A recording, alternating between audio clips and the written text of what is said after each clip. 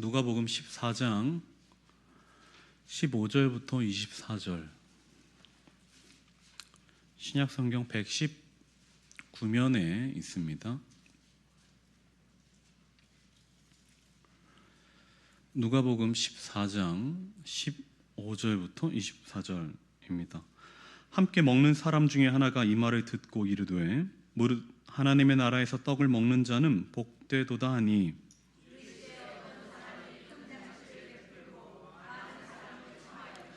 잔치할 시각에 그 청하였던 자들에게 종을 보내어 이르되 오소서 모든 것이 준비되었나이다 하며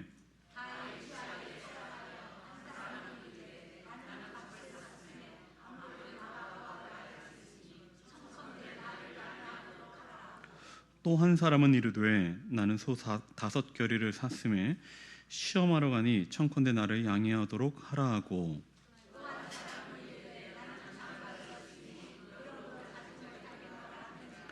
종이 돌아와 주인에게 그대로 고하니 이에 집주인이 노하여 그 종에게 이르되 빨리 시내 거리와 골목으로 나가서 가난한 자들과 몸불편한 자들과 맹인들과 저는 자들을 데려오라 하니라.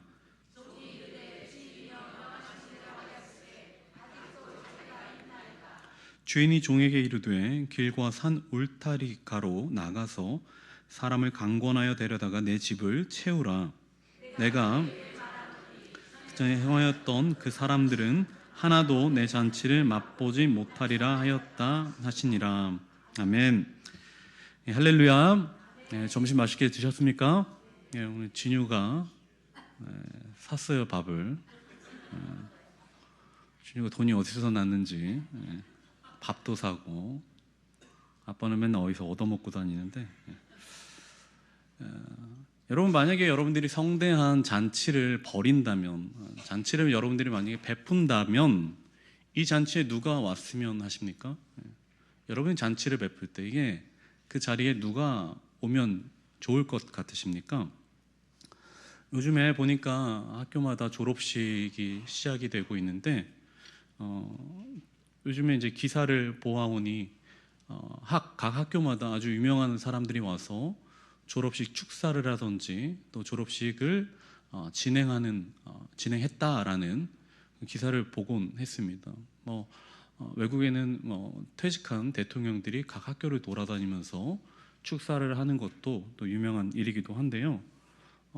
이번 이제 주중에 우리 중고등부 우영이가 졸업을 해가지고 졸업식에 다녀왔는데 거기 그 졸업식을 하는데 그 경기도 도의원이 와가지고 축사를 하는데 그래도 도의원이 와갖고 고등학교 축사를 하니까 그래도 이게 좀 이렇게 좀 폼이 나고 이게 참 졸업식이 잘 돼가고 있구나 이런 생각을 또 느끼게 했습니다. 자, 만약에 내가 어떤 생일 잔치란 내 생일이다.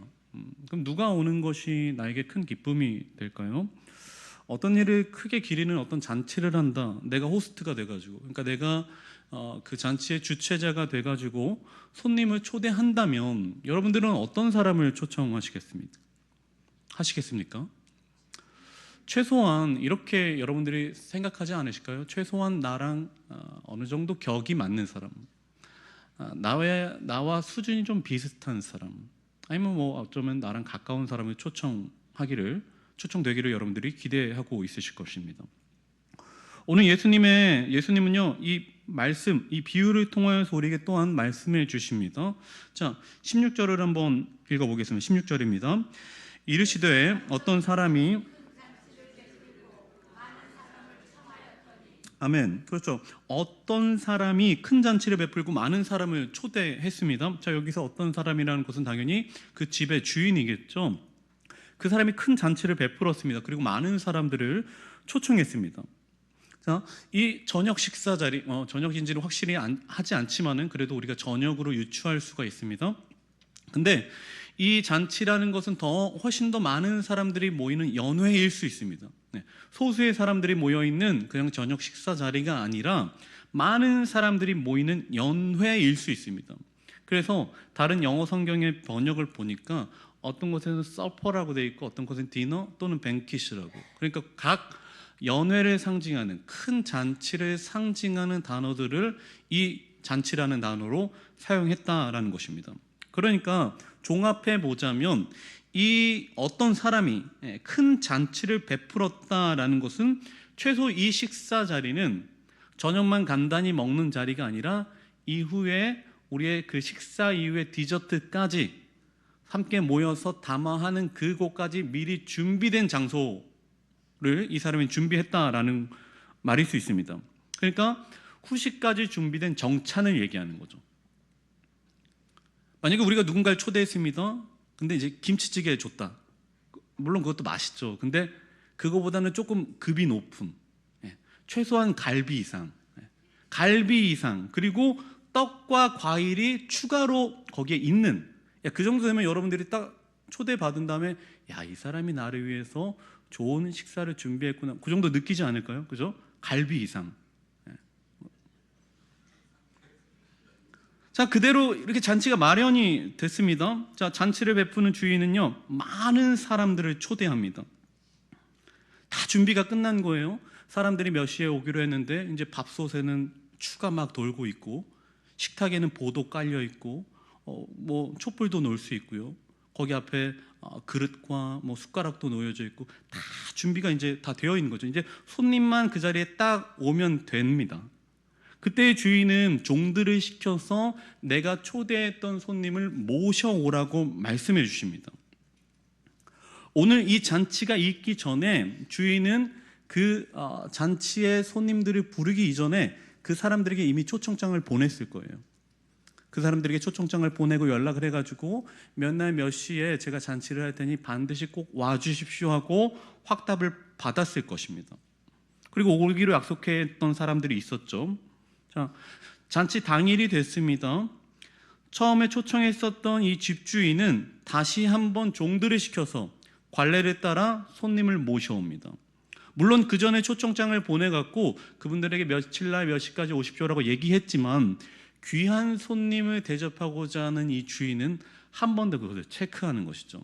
오늘 하루 다시 종들을 시켜가지고 그 귀한 손님이 이 약속을 잊어버리지 않도록, 그리고 잘 인도해갖고 모시고 와라 하면서 종들을 그에게 보낸단 말입니다. 자, 오늘날도 마찬가지죠. 중요한 손님을 모시고자 하는 이 호스트, 그러니까 이 집주인은 어떻게 합니까? 미리 약속을 잡죠. 그리고 당일이 되면은 선생님, 제가 기다리고 있습니다. 몇 시 몇 분까지 오면, 아니면 제가 마중 나가겠습니다. 아니면 어떤 곳으로 오면 제가 자동차로 모시러 가겠습니다 라고 약속을 잡지 않겠습니까? 지금 이 잔치를 열고 있는 집주인은요, 상당한 재력가입니다. 또는 큰 잔치를 벌일 수 있는 굉장히 높은 지위에 있는 사람이에요. 그러니 그 사람이 부르는 잔치의 손님들은 최소한 내 자기의 명성에 부합하는 손님들이었겠죠.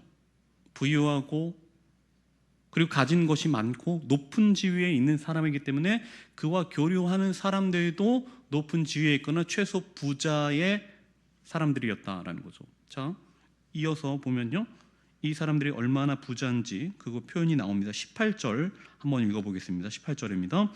다 일치하게 사양하여 한 사람은 이르되 나는 밭을 샀음에 아무래도 나가 보아야 하겠으나 청컨대 나를 양해하도록 하라 하고. 아멘.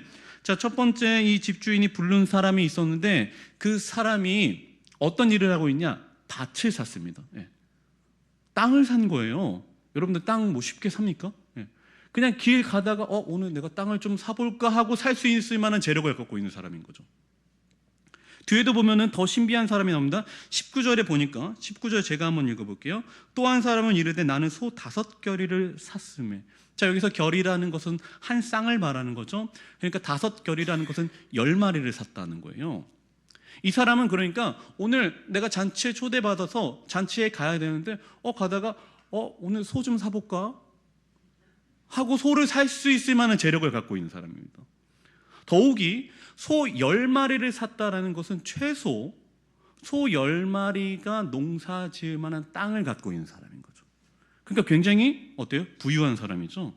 소 10마리 정도는 그냥 가볍게 살 수 있는, 이 플렉스 할 수 있는 그럼 재력을 갖고 있는 사람이라는 것이죠. 이런 느낌이에요. 제가 식당에 갔어요. 메뉴를 볼 거 아닙니까? 근데 우리 막 고심하잖아요. 이거 뭐 먹을까 막 하는데, 근데 돈이 많은 사람은 어떻게 하냐? 자, 여기서부터 여기까지 다 주세요. 옷가게를 갔습니다. 손님 뭘로 드릴까요? 여기서부터 여기까지 다 주세요. 색깔별로. 저는 옷가게 가면은 옷감을 슬쩍 만져보면서 가격표를 딱 보거든요. 얼마인지 봐야 되니까. 저한테 그게 중요해요. 옷감보다, 디자인보다 얼마인지 그걸 딱 보거든요. 근데 부유한 사람이라면은 그걸 신경 쓰겠습니까?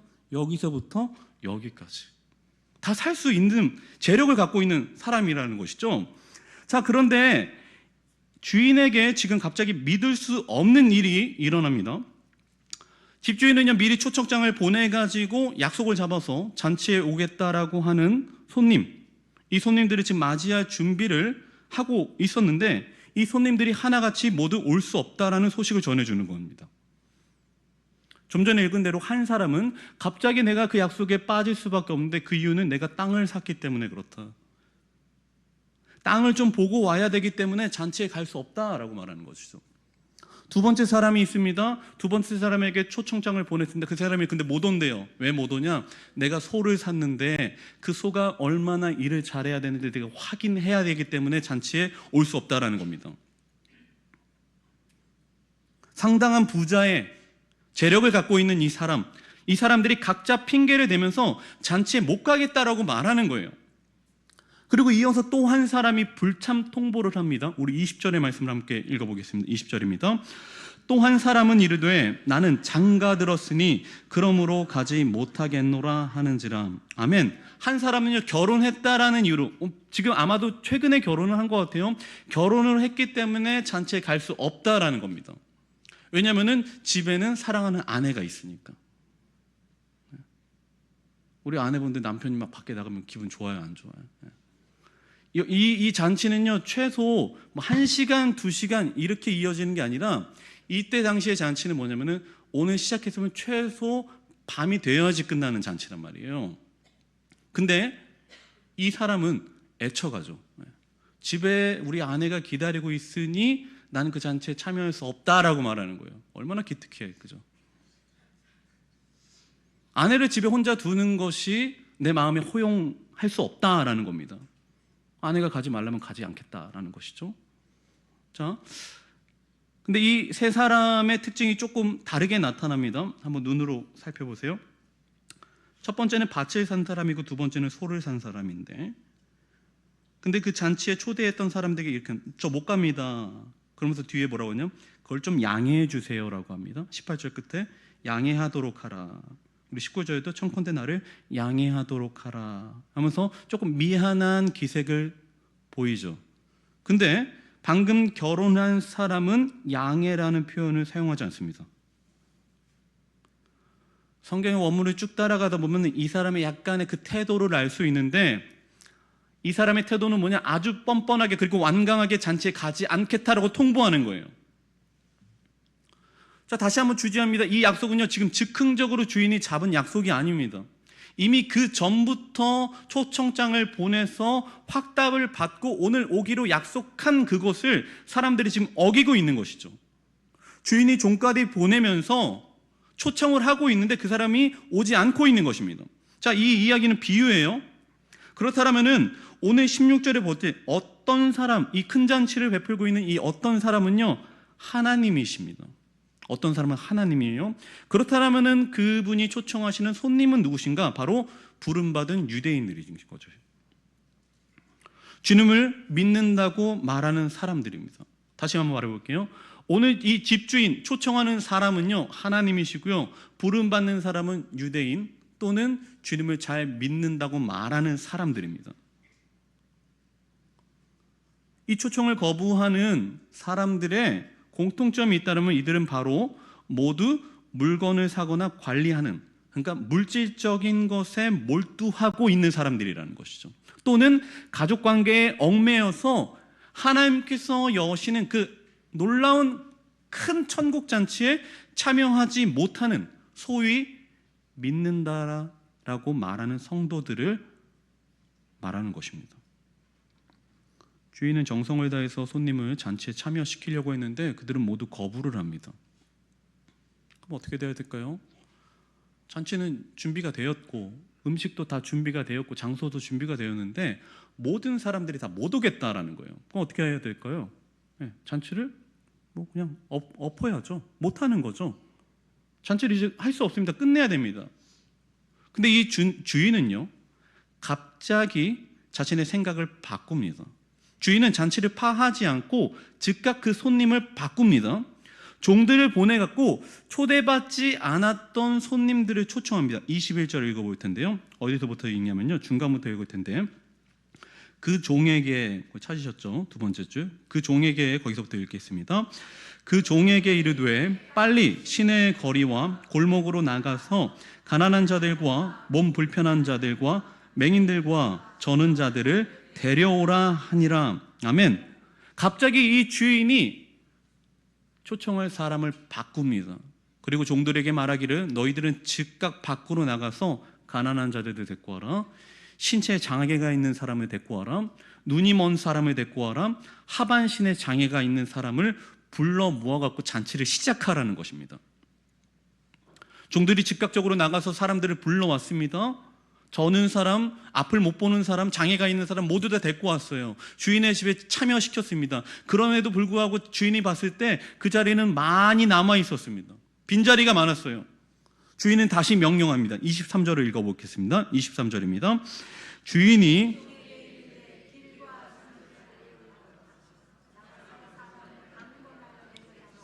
내 집을 채우라. 아멘. 다시 한번 명령하기를, 주인은 뭐라고 합니까? 길로, 산으로 가서, 울타리로 나가서 이 잔치를 채워라. 주인은 첫 번째, 이 잔치에 초대될 수 없던 마을 공동체에 포함되지 않았던 사람들을 초대합니다. 그 사람들은 누구입니까? 가난한 자들, 몸이 불편한 자들, 다리를 저는 자들, 앞을 못 보는 자들을 초대합니다.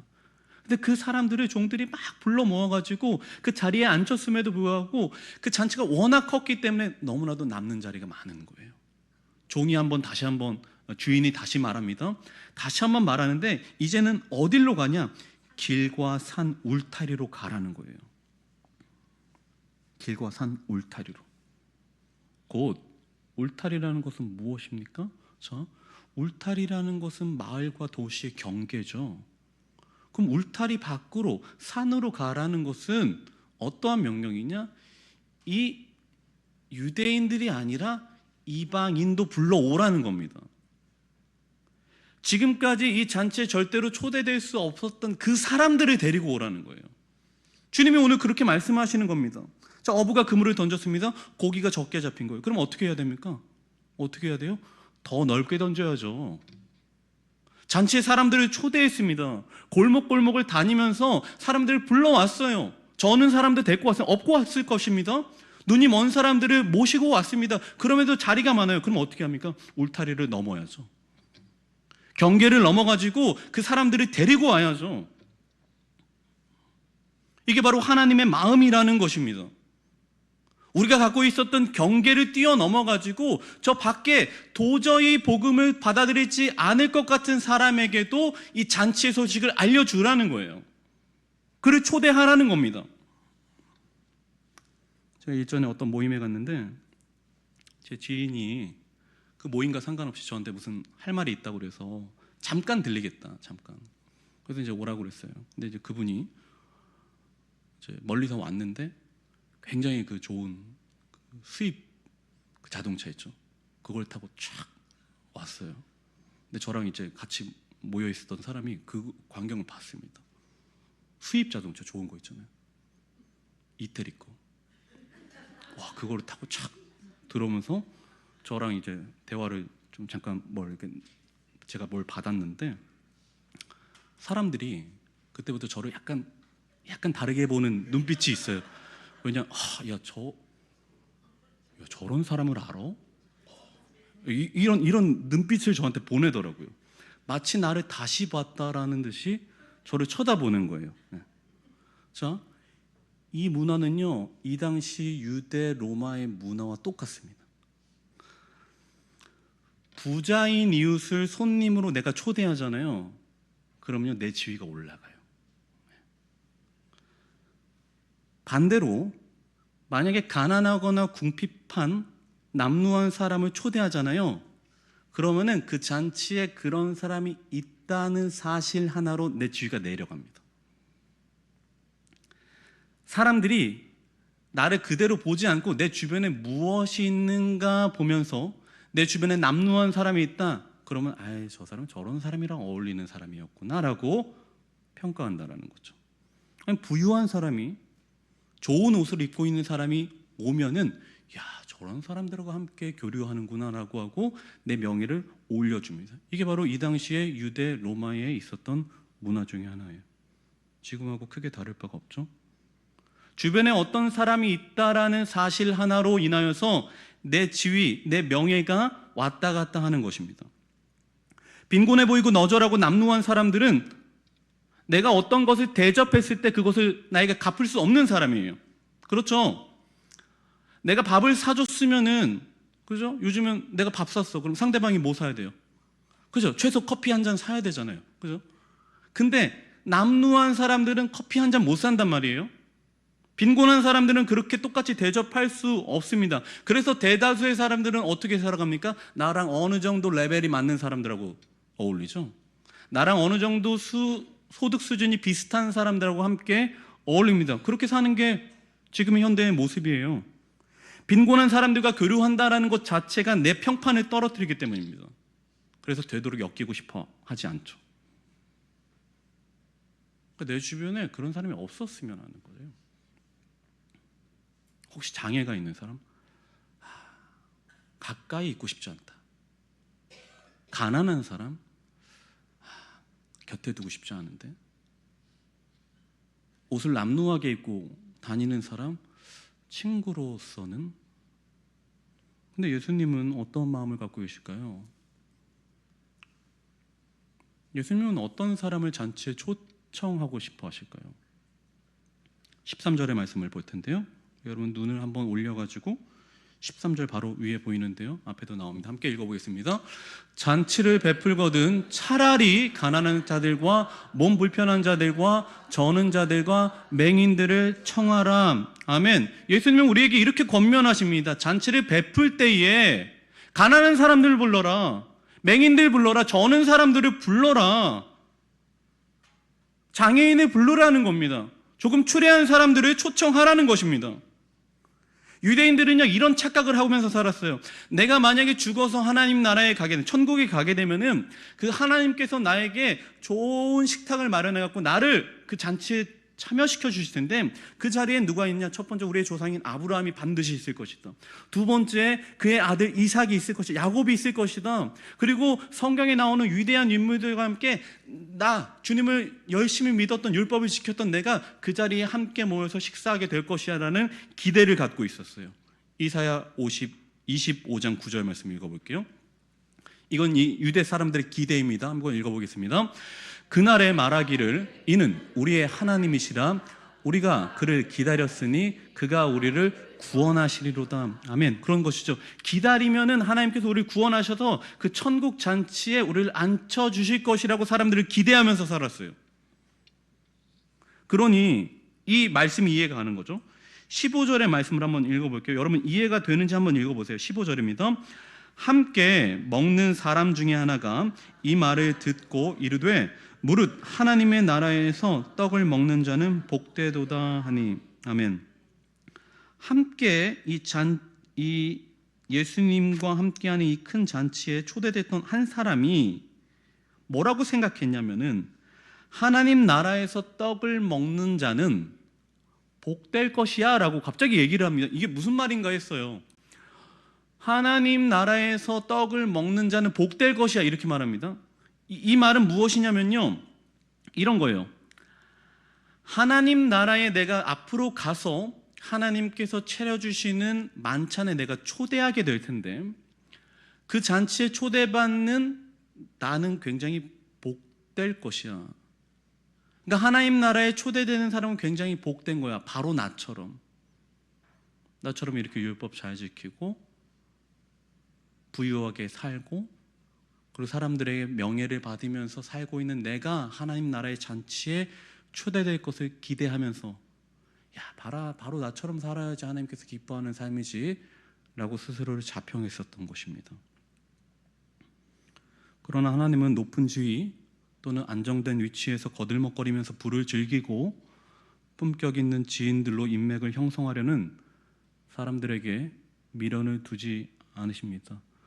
첫 번째, 하나님께서는 사람들을 초청하셨어요. 그러나 그 사람들은 주님의 잔치에 오지 않았습니다. 24절 말씀 읽어보겠습니다. 24절입니다. 내가 너희에게 말하노니 전에 청하였던 그 사람들은 하나도 내 잔치를 맛보지 못하리라 하였다 하시니라. 아멘. 첫 번째 초청됐던 사람은요, 주님의 초청을 거부합니다. 이제 그 사람은요, 끝이에요. 주님의 잔치에 초대받지 못합니다. 그런 사람은 더 이상 주인이 그 잔치에 부르지 않아요.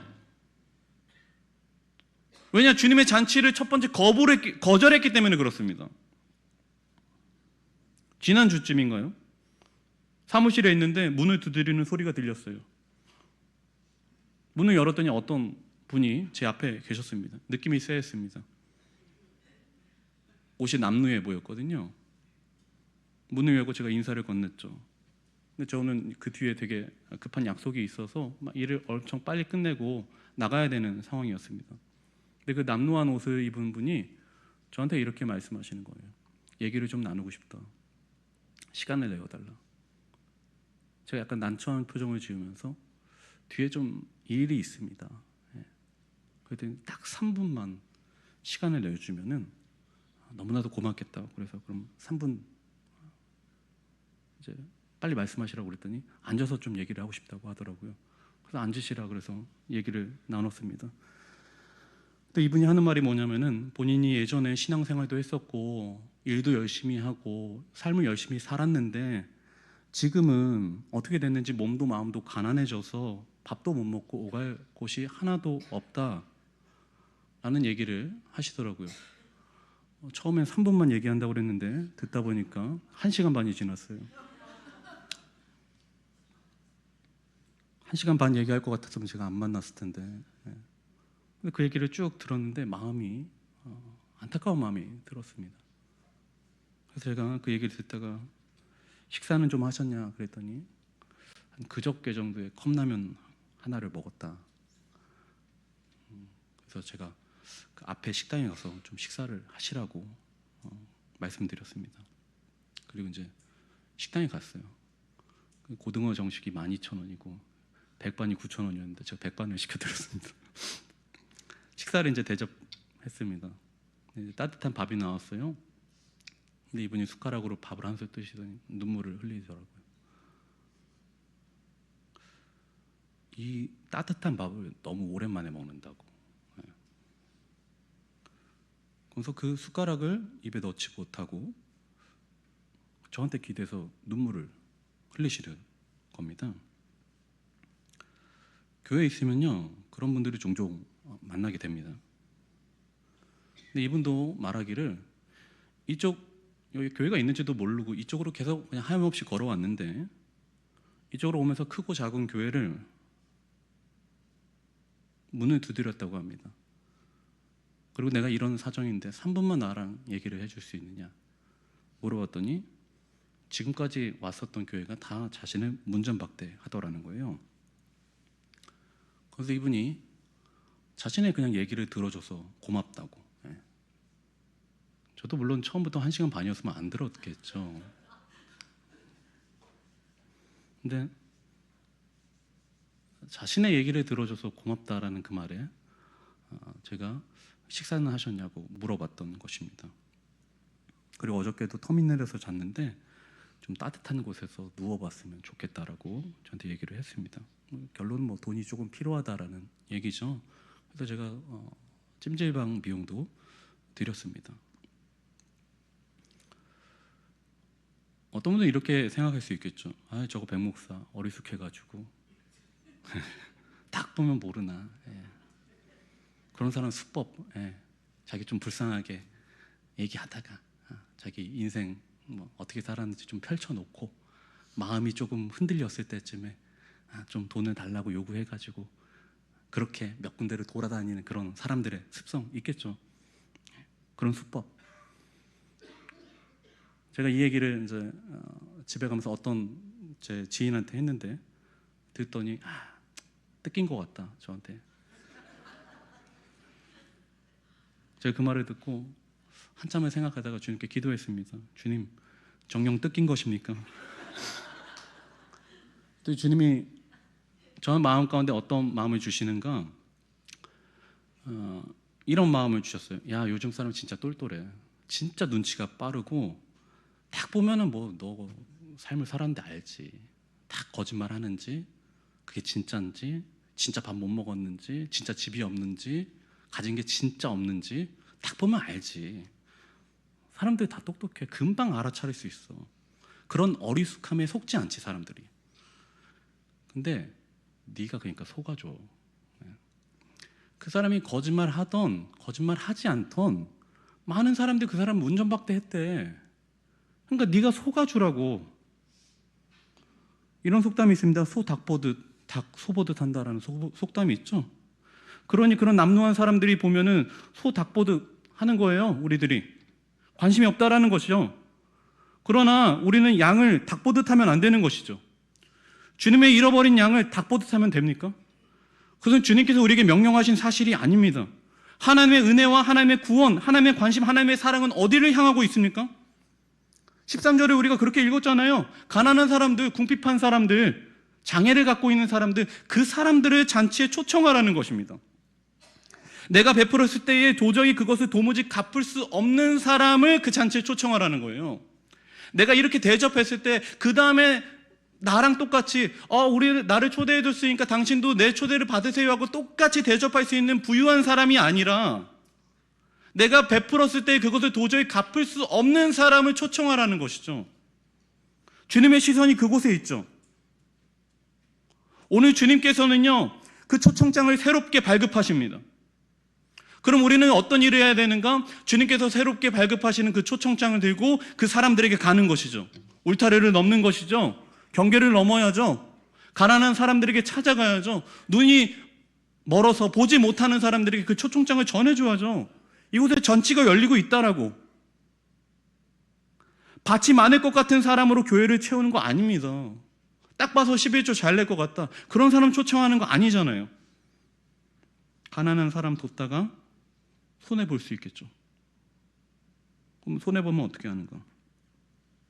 그럼 가난한 사람 돕다가 손해를 볼 수 있습니다. 그럼 우리 어떻게 해야 됩니까? 14절에 주님께서 정확하게 말씀해 주신 14절의 말씀을 함께 읽어보겠습니다. 14절입니다. 그리하면 그들이 갚을 것이 없으므로 내게 복이 되리니 이는 의인들의 부활 시에 내가 갚음을 받겠음이라 하시더라. 아멘. 그 사람들은 베풀어줘도 우리에게 갚을 수가 없습니다. 왜냐하면 가진 게 없으니까. 근데 그걸 누가 갚아주십니까? 부활 시에 주님께서 갚아주시죠. 목마른 자, 돈 없는 자 모두 와서 거저 먹으라. 이것이 주님의 말씀입니다. 오늘도 여러분의 삶의 경계를 허물고 가난한 자라, 궁핍한 자들, 사람들이 아무도 돕지 않을 것 같은 그 사람, 때로는 거짓말인 게 눈에 훤히 보이더라도 여러분 한 번쯤 속아주세요. 그게 바로 주님께서 우리에게 명령하시는 명령인 줄로 믿습니다. 우리 함께 기도하겠습니다. 하나님 아버지, 우리 주님께서는 오늘도 가난하고 궁핍하고 힘들어하는 자들에게 손을 뻗으라 명령하십니다. 우리 그 말씀 따라서 내가 보기에 부유하고 명예 있고 사람들에게 칭송받는 사람을 가까이 두기보다 가난하고 궁핍하고 눈물이 흐르고 있는 자들, 아파서 시름하고 있는 자들에게 주님의 초청장을 들고 다가가는 우리 성도들이 될 수 있도록 인도하여 주시옵소서. 우리 삶의 경계를 허물고 우리가 이런 사람은 내가 절대로 만나지 않겠어, 만나지 않을 거라고 생각했던 그 사람에게 주님의 잔치가 당신을 위해서 열려있다라고 말해줄 수 있는 하나님의 자녀, 전도자가 되기를 원합니다. 우리를 그렇게 사용하여 주시옵소서. 우리 이러한 기도 제목으로 함께 기도하시겠습니다. 하나님 아버지 감사합니다. 하나님 불쌍히 여겨 주시옵소서. 주님의 자녀입니다. 사람들은 아버지 그 영혼들을 돌보지 못합니다. 그 가운데에 주님 아버지 알지 못하는 자들, 하나님 아버지 복음을 들어하는 사람들에게 우리는 경계를 그어놓고 그들에게 다가가지 못합니다.